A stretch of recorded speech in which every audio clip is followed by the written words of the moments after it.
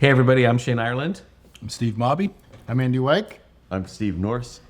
And we're here with our special guest, Steve Norse. Steve of Vermont Norse. Freehand fame. Steve number one. Steve number one, as he's Steve known in the Prime. community. Yeah, Steve Prime. Thanks for joining us, man. It's good to see you here. Yeah, thanks for having me. I've been up to see you in Vermont. We've done a million pipe shows together, and it's the first time you've been able to stop by our neck of the woods and sort of see the operation and hang out. And it's been great so far.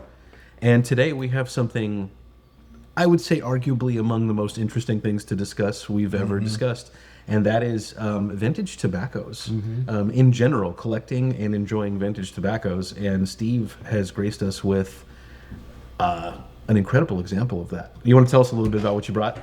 Yeah, so this is Cope's Bond of Union. A lot of us know Cope's from the old original Escudo. This is one that had very little mentioning on the internet about anything. So it was really hard to find what kind of blend it even was. Yeah. Someone had sent me an old advertisement that said it was a Virginia. Okay. So hoping that is the case. Yeah. The artwork on the tin is top notch. It's super cool. It's so good. Neatest painting they did. The only thing I could find about it was they stopped making it in the early 1920s. Okay. So And it'll since be it's- over 100 years old. Since it's the mid 2020s. This is over 100 years old. So for those of you guys out there that may not be aware, I mean, a lot of us have talked about sort of cellaring tobacco over the last many years, and the practice of cellaring tobacco is relatively new. This is something that kind of came up in the last 20, 25 years maybe, like the idea of aging tobacco like wine and enjoying it later. So a lot of us have experienced, I regularly smoke stuff that's 10 years old or whatever. But there's another layer to collecting and enjoying vintage tobaccos, and that is, this goes beyond vintage. It's Yeah. it's It belongs in a museum. It's a century old. This is like antiquity. This is antiquity at this point. So, Steve, can you tell us a tiny bit before we get into the specific tin about your journey with vintage tins, not just pipe tobacco, but also cigarettes, which is another really fun and interesting rabbit hole to go down to. How did you get into it? When did it start for you? What have been some of the most memorable moments? So Mike McNeil got me into vintage tobacco. Of McClellan fame, yeah. Particularly the old cigarettes. He had some old Chesterfields he once opened. Yeah. And when I tried a 80, 90-year-old aged Virginia, it was just surreal. Wow. So as I got into the vintage cigarettes, I started collecting those. Yeah. The collection at home of one of each tin, I don't smoke. I only smoke my doubles. Yeah. But the neat thing about these cutter top tins is, as long as they're bulging with pressure, They're it's not gonna be compromised. fresh inside. Yeah. Wow. Yeah. I mean, the manufacturing on those old tins is absolutely insane. It's And incredible back how when well they they were They're like doing soldered that, shut on the buttons, Yeah. right? Yeah. Yeah, that's crazy. they made cutter top tins from the 20s up to like late 50s, early 60s. At the time, they didn't know anything about aging tobacco. Right. They didn't know what ferment. Oh, this was consumption Because immediate. before 20s to 50s, say 80 years before that, they didn't have packaging to know what 80-year-old tobacco would be like. Yeah. Wow. So you have that window of packaging was made without that knowledge. And Yeah. here we are 80, 100 years later getting to enjoy Something what like they this. didn't even know they had. Yeah. And for those of you that maybe have done any of the pipe shows, Muletown, Chicago, Vegas, in the last several years, like Steve has a bit of a reputation at this point for spoiling a bunch of us by opening these old cigarette tins and Yeah. some pipe tobaccos too. It's the main reason I go. Yeah, it's it is legitimately one of the main is things one of the that I main look things, forward yeah. to at a show. There's so few left in the world that Exactly. I feel guilty smoking them alone. Yeah. Oh, that's nice. So I'm always looking Yeah. for the opportunity to share the experience. Yes. One of my favorite memories is just this past year at the Vegas show. I was sitting at the table and I was, doing something on my laptop, working kind of in the background. There You was weren't no- working in a pipe show. But my boss is here. I have to pretend like I was. You know how it goes. So like, there's nobody anywhere near our table. Like people are kind of wandering around, the other parts of the floor, all that sort of thing. And then I look up and there's just 30 people gathered that must have gotten there within like a 30-second period. And I'm like, what is going on? and I just see you standing at the center of it, and I'm like, okay, he's about to about to crack something. We know exactly what's happening. Yeah. We opened those old golds, That's which right. are to date some of my favorite. Yes, Yeah. yes. They were so good. There's been Those so many excellent. memorable vintage tobacco experiences in the last couple years alone. But that's the thing. So, okay. So you mentioned already, Steve, that if you know the tin is bulging, it hasn't been compromised, like rust, and there's other signs like, you can kind of hear tobacco, especially shake a little bit if it's dried out. So when something like this is perfectly preserved and you're opening it, one thing that you and I have talked about a lot, and you have more experience with these older tins than I do at this point. Like most of my vintage stuff is like a couple decades old. There is something about enjoying it immediately upon opening it, right? So once oxygen hits that tobacco after 100 years, like you have a relatively limited period of time where you're gonna get that sort of time capsule experience of what the flavor and aroma is. True. What has your experience been like? How long do you have before it the starts to actually actual- change? The flavors and aromas evolve once it's opened, and they can evolve for a couple of months. Yeah. You really, once you open it, you've got a few hours of that unique characteristic, all the characteristics when you open it. You have that for a couple hours. The next day, it mellows just the tiniest bit. Yeah.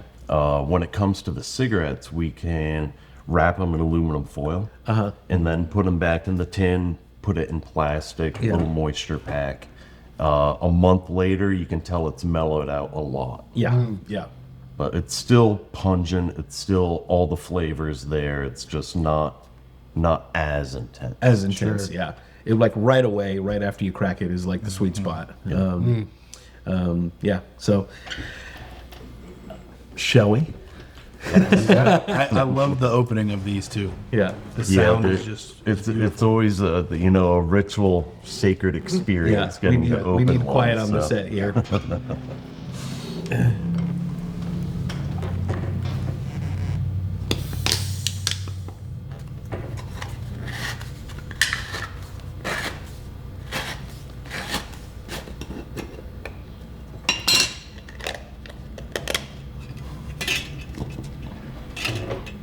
Wow.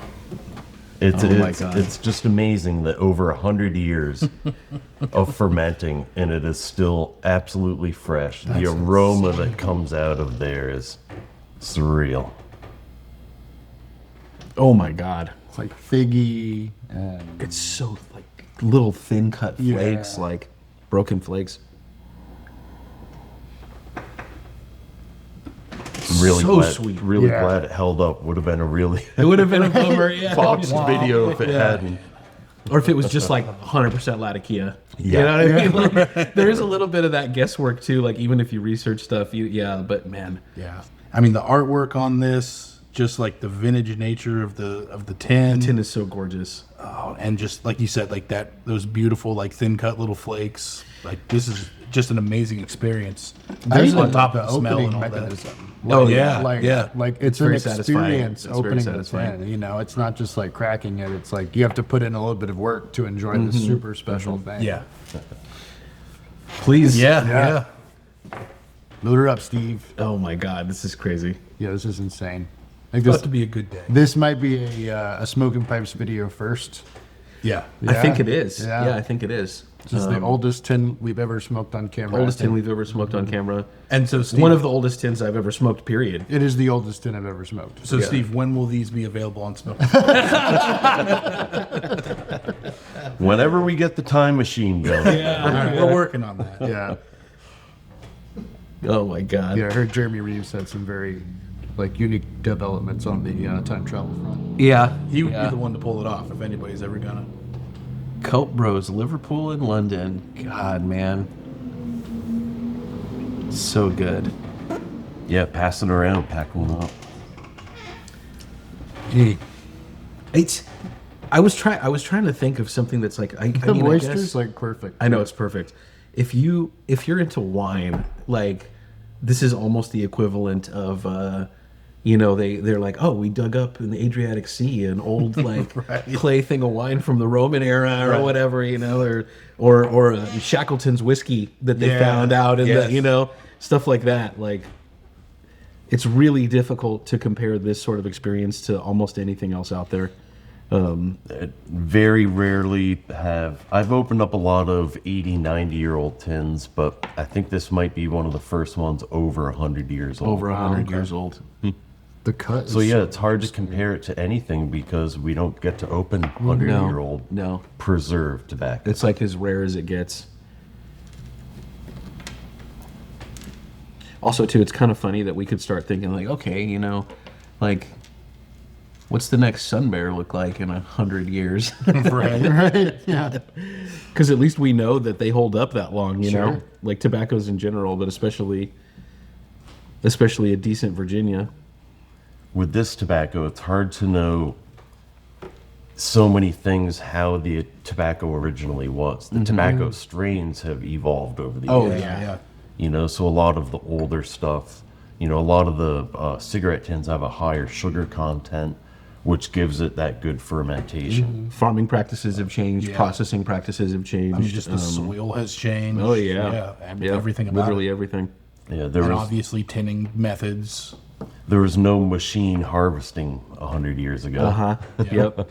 Yep. So I probably should have asked this before I packed my bowl here, but when you're smoking tobaccos of this age, is there anything that people should keep in mind in regards to like how to prepare it for the pipe? I mean, do you want to kind of rub it out a little bit, or are you worried about, you know, the oils from your hands potentially like mellowing those flavors, or like taking I'm things not away really from sure. The piece I took off the top, there was that one flakier, flaky thicker piece, looking yeah. piece, so I rubbed it out a little bit to separate it. But it looks like the rest of this is somewhat separated up. To answer the question, Boy, the Andy. colors in there. I know, it's So crazy. cool. It's remarkable. So that's the other thing too, is you talked about flavor and aroma changing within the first couple hours.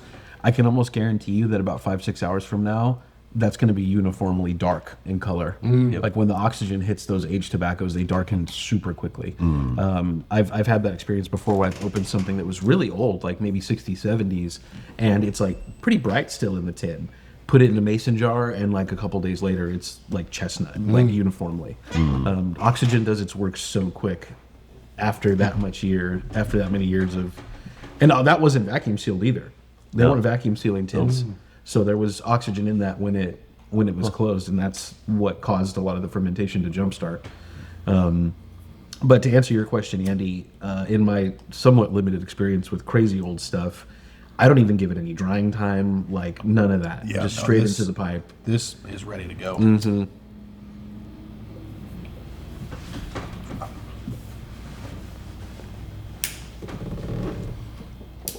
You are allowed to use your pick. Like, we were just kidding. We were just about that. joking. Yeah. We were No just picks. kidding about that. You can definitely use a pick. Good. And I love the juxtaposition of lighting that 100-year-old pipe tobacco with a Bic lighter, definitely. Yeah. That is a nice pipe, though. What are you smoking? I mean, I know what you're smoking, but let's tell the... A little The viewers. JT cook pipe. So JT's a good friend back in Vermont, and he makes usually thicker, bigger pipes. They have to be thicker for the depth of his sand blast. By the time you go to the bottom of your blast, you're an 1/8 inch into the pipe. And I always wanted a small little billiard, and he refused to make it because he doesn't make small pipes. So I had hounded him enough, and I would bring him up sacks of briar to pick through a few times a year. Brought a batch up, let him pick through it, and then before he paid me, I said, "Look, Jim, it's time you make me a pipe. You're not getting any of these blocks till you make me a pipe." Yeah, as the briar supplier, So you have I- some pretty good levers to pull there. Yeah.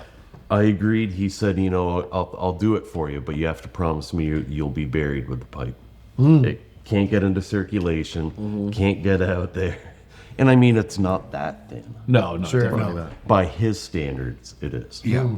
But it is my number one go-to pipe. Yeah. Yeah, it's a nice pipe. Perfect Absolutely size, love amazing blast. I Yeah, love it. I mean, the blast, obviously. Like, Yeah, the blast is crazy. yeah. Yeah. I remember the first time I saw you smoke that, I was like, oh my God.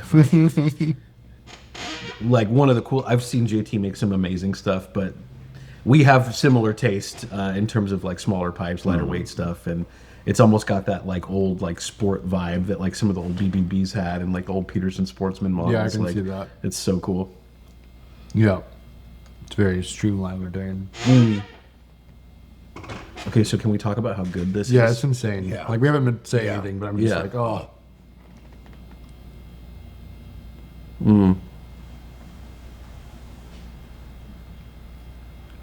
It's perfect. Unreal. they didn't even. Yeah, Like, it's I perfect. don't know what to say. It's nice and mellow too.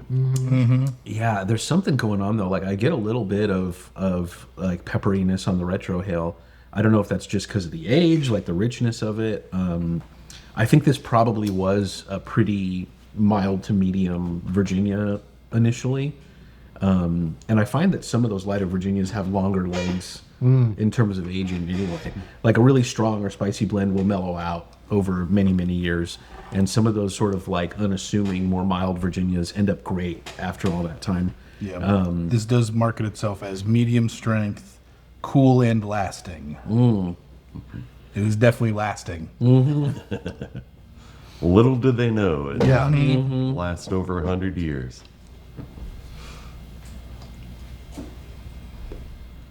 I know. I would love to know what the blender, the master blender at Cope's, in the early 20th century would have thought if we would have told him right now. Like, first of all, that cell phones exist and like what the internet is and like how much has changed. Shit, a couple of world If you wars only since knew then, what and tobacco fermentation could actually do Yep. for that long a time. Yep. Literally sitting here smoking history. oh god, it's so smooth. It has that sort of stewed plum like sweetness, fruitiness. It's almost like and a that- thick jam. Yeah.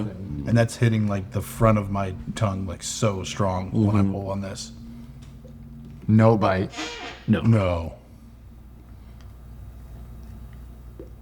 But that's the thing. I mean, there's been like any time you get to enjoy something like this, it's a treat. But I mean, maybe we are just spoiled. Like, there's been Yeah. tins of cigarettes that I've seen you be like, this one's okay, And like, I've smoked some old tobaccos, like even some stuff that was made by Rattrays in Scotland and like before they moved production to England, and some of them are great, and some of them you're kind of like, okay, that was fun, but not impressive or amazing or complex or whatever. Losing the intrigue and losing the complexity is definitely something that can happen when you've aged something that long. I'm kind of shocked how not 100 years old this tastes, if that makes sense. Yeah. Yep. We are spoiled rotten with vintage stuff. It seems that, vintage tobacco wasn't the hype for the longest time. Yeah. Really just the past 10, 15 years have you really started really hearing about it. Man.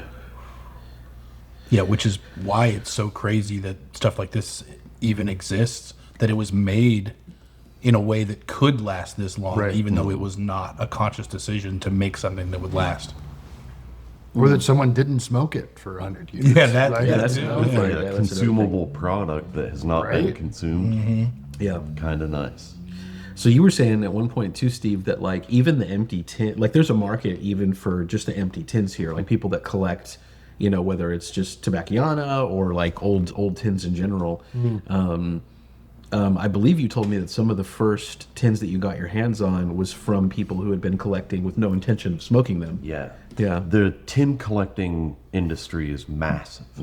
Collecting coffee tins, all sorts of different tins. They like the old tin art, all that stuff. So a lot of those people don't care about the contents.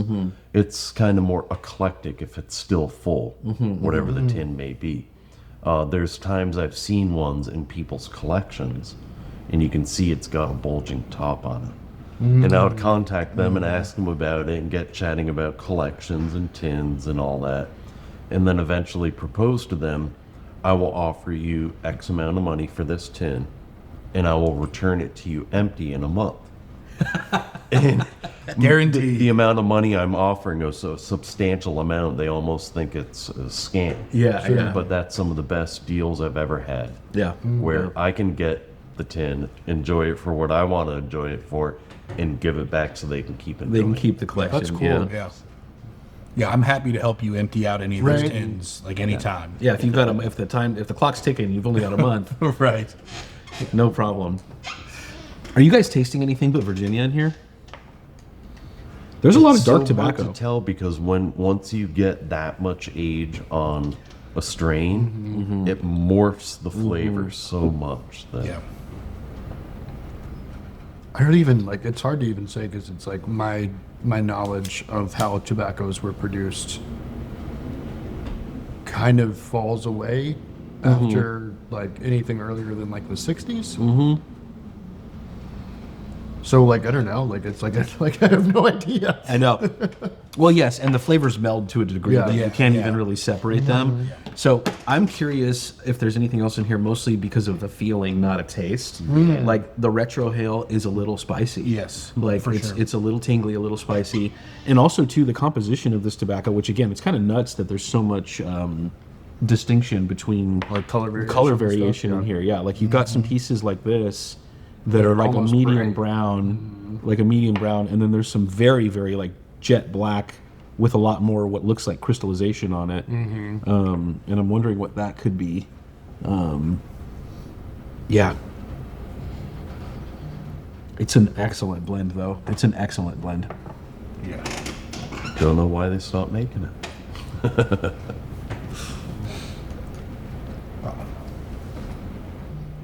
I'm going to go out on a limb here and say, I think you have, maybe you have. I'm not sure, Andy, because I'm not sure if you were at the show that this was going around in the last couple of years, but in the last 5 years, I've tasted some Copes Escudo from the 50s. Good. Definitely good. Definitely a memorable experience. I found myself being like, that's interesting. It didn't really hold up complexity-wise. It was very mellow, very uniform in flavor, and maybe it's just because I've smoked so much Escudo from modern production over the last 20 years that I don't know what my expectations were. I think this is better. Yeah. Yeah, this has held its complexity. It really This has. is pretty incredible.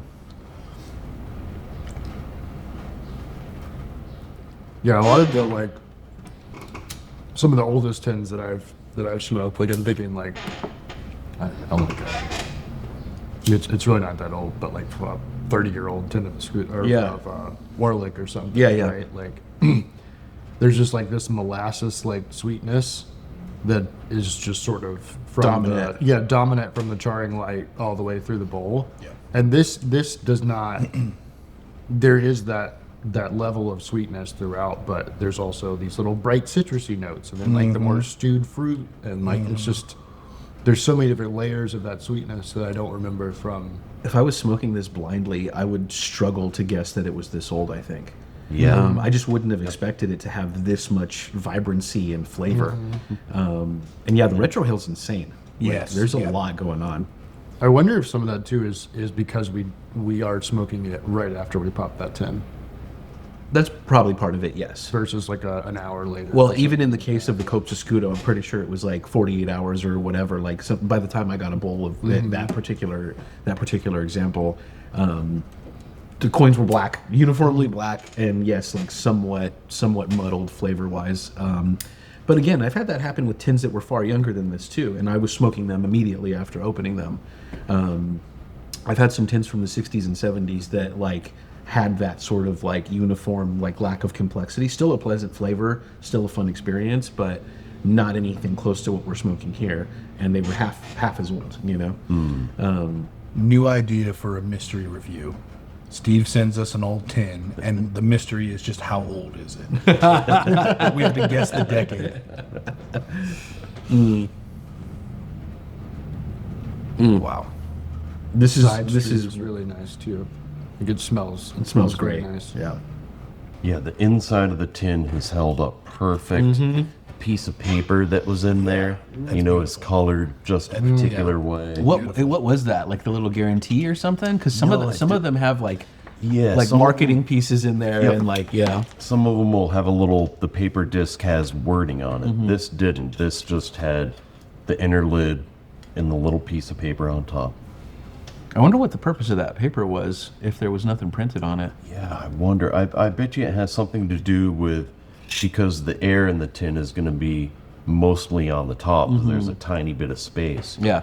It could Just to have kinda been a keep thing the- to retain and regulate moisture, maybe. That's the only thing I could guess. God, this is an incredible experience, man. It's so good. It's crazy good. It's It's crazy unlike good. anything else I've ever smoked. No, no. Yeah. I think there had to have been some continental tobacco in here of some kind. Yeah. I would not be surprised if there was Orientals in here. Yeah, something. I mean, that's the hard part about Orientals. Like after 100 years, I don't even know if like Yeah. you would really be able to identify them. They're so like It's just something. effervescent. Yeah, it's more something about like the body and like I think you said the feel more than like any specific flavor that I'm able to pick out. Yeah, it's a very like dense, sort of silky smoke, mouthfeel wise. And part of me is questioning whether or not there may have been Perique. Yeah, Because, yeah, it just has... especially on that retro. Yeah, the retro is spicy. And after all... To be spicy like that after 100 years, Right. like... I don't know, man. I feel like there's got to be something else in there. But whatever it is, I'm at the point, too, where analyzing this is like, who cares? Like, this Yeah, is just I'm good. just enjoying it. It's just good. It's not a mystery review. Yeah. Yeah, it's Cope's Bond of Union. Done. Check Done. mark. We figured it out. Yeah. We figured it out. Mystery solved. One of the other things I'll say about the whole vintage tin game, and I think you would agree, Steve, like, at a certain point, why wait and savor so, like, Yeah. like, what are you waiting for? You know what I mean? There are some tobaccos that will peak at a certain age. Yeah. And you see that a lot more in cigarettes. The vintage cigarettes, it's already cut down to a certain size when it's Right. produced. Therefore, it is going to age more than a tobacco like More this. surface area, more, yeah. So I've had, and they can vary tin to tin. When you're talking a 1930s to a 1940s, not only the 10 years of age, but the tobacco production itself. Oh, sure. Yeah. So I've had some tins that are beyond pungent.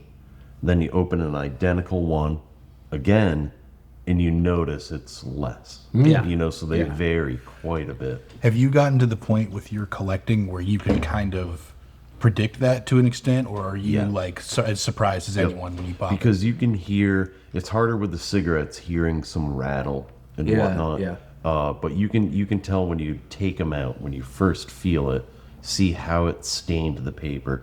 The ones that have really stained paper are going to be the most pungent ones. Yeah, yeah. Okay. And that's chemical makeup of the tobacco, right? It's just Yeah. like more sugar, more oil, like whatever, Yep. possibly flavoring, like of some kind, if they included any of that. But yeah, I don't know. I've been kind of saying this for a long time, and I have a story to back it up, and it's not even close to what we're smoking here, but it's pretty well documented that Scottish Flake is my favorite tobacco, like McConnell Scottish Flake, and it's really kind of hard to find older tins. I have kind of a lot of Scottish Cake from like the 70s and 80s, like pre move to German production. And one year at Chicago, like maybe 2017, 2018, I saw a single tin on a table of somebody that was otherwise just selling pipes. And it was an old painted top Scottish Flake tin from the 80s. And I was like, how much? And I don't even remember what he quoted me. It was like $150. And I was like, yes, easy, done. Like, no problem. Which is a relatively high price at that time for that particular tin. I didn't care. Never saw another example that old. Yeah. So I bought this tin. I took it home. Seal was good, no problem. And I was like, I'm going to save this for a special occasion. Huge mistake. Oh, wow. A couple years later, on Christmas or my birthday or something like that, I went to open it. Seal had failed. And it had probably failed a couple months before that. Yeah. And it was just, there was no bringing it back. I tried to put it in a jar and rehydrate it as one does. Right. But, it's not the same. Even if you can get it to a point where you're like, this is enjoyable, it's not It's the not same. what it would have been. Yeah. I should have just opened that tin Yep. that day at the show and shared it and, Yep. and gotten to taste what it was like before it was past its prime. So So it's what's like, the difference between a 40-year-old tobacco and a 41-year-old? you, right. Like if you find something like this and it's in good condition, don't kid yourself. Like, it's already a miracle. Find somebody to enjoy it with. Bring it to a pipe show, whatever. Because like the clock is ticking And at a certain point, like once that seal has failed, or there's a rust spot, or literally whatever it is, then it's over. Yeah. Like you can't ever get it back in that perfectly preserved state. That's what I like about cutter top tins is you can feel the bulging pressure. You know, and then sometimes you'll see it more with like cap stands, ones that have more writing on the bottom of the tin. The more, you know, the pressed indented writing creates flex in the metal. So when that metal flexes, that's your weak point. So if you ever do get a little rust spot, It's always gonna be usually right within there. a corner of a Oh lever. wow. And I've gotten tins before where you can see there's not much pressure or there's negative pressure. And you look on the bottom and you can see right where the rust is on the corner of Yeah. the letter. Yeah, and it's like But for the most part, if there's good bulge to it, you know, it's still good. Yeah. And But the some point of those, is, no time like the present. You know what I mean? Like if you intend to enjoy something like this, just do it. Make it happen. yeah. Every day is a special occasion. I for think vintage that tobacco. I think that is true. The vintage tobacco will make it a special. Absolutely. Yeah. Absolutely. Especially if you got some good company. Yes. Like I totally get the instinct of like I would never open something like this in my room alone. Right. Like I would never do that Yep. because it's kind of like tree falls in the forest situation. You know what I mean? Like, oh guys, I had the most amazing experience by myself in the dark Yeah. with 100-year-old tobacco. It doesn't really hit the same way. That's the way, you know, I consume my cigarettes is only in good company. I don't smoke them alone. Always share them. If there's only X amount of experiences left, that better be shared.